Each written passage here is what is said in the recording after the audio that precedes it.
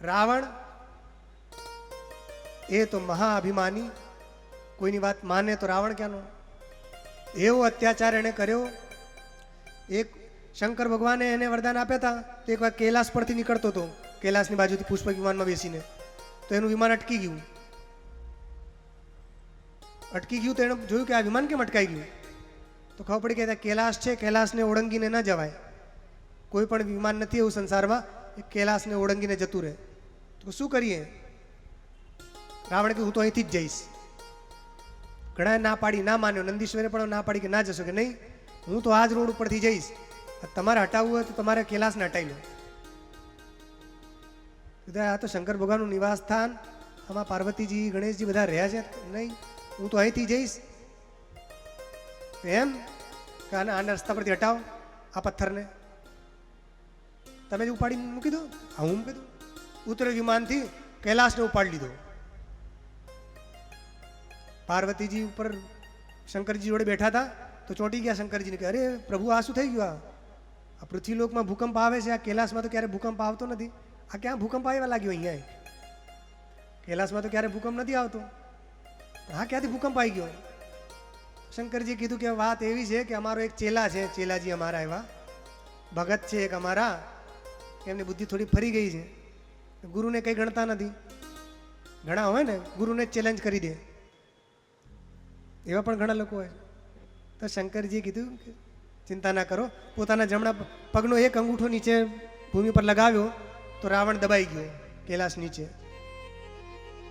એવો દબાયો 20 ભુજા હતી, 20 ભુજાથી ઉપાડતો હતો, બધી ભુજાઓ દબાઈ ગઈ. એના મંત્રીઓ અને બધાએ ખૂબ એને કાઢવાનો પ્રયત્ન કર્યો, નહીં નીકળ્યો. પછી એને ભાન થયું કે બળથી કામ નહીં ચાલે, તો ભગવાન શંકરની પછી સ્તુતિ કરી. ભગવાન શંકર પ્રકટ થયા અને એને મુક્ત કર્યો, અને વરદાન સ્વરૂપ એને ચંદ્રહાસ ખડગ પણ આપી. તો ગુરુ ઉપર પણ ઘણા ચેલાઓ હાવી થઈ જાય. એક વાર શું થયું, એક ગુરુજી હતા, એમણે પોતાના શિષ્યને બધી વિદ્યા શીખવાડી દીધી, દાવ પેચવાળી, કુસ્તીવાળા ગુરુ હતા, બધું શીખવાડી દીધું. હવે ચેલાજી વિદ્યા શીખીને ગુરુને ચેલેન્જ કરી દીધી. ગુરુ નંબર 1 હતા, એણે કીધું મારે નંબર 1 બનવું છે તો ગુરુને પહેલાં હરાવવો પડશે. તો કીધું કે હું નંબર 1,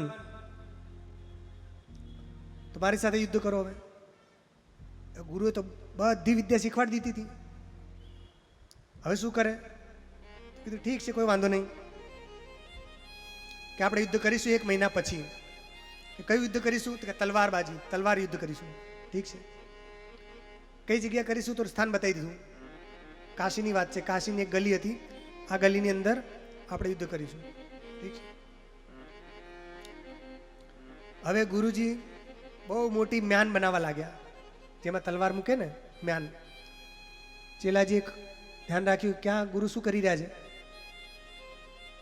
તો એને ખબર પડી કે મ્યાન બનાવી રહ્યા છે બહુ મોટી.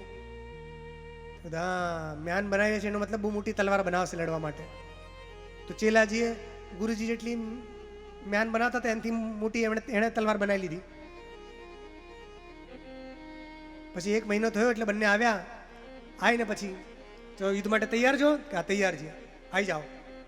ગુરુજી મોટી મ્યાન લઈને આવ્યા હતા. ચલો તૈયાર, તમે લઈ આવ્યા કે તલવાર બાદ? હા, પેલો તલવાર લઈ આવ્યા મોટી. ચલો 1 2 3 સ્ટાર્ટ. જેવું પેલે તલવાર નીકાળી તો પેલાની તલવાર એટલી લાંબી હતી તો અટકી ગઈ. ને ગુરુજીએ શું કર્યું? ગુરુજી એક નાની છુરી લઈને આવ્યા હતા.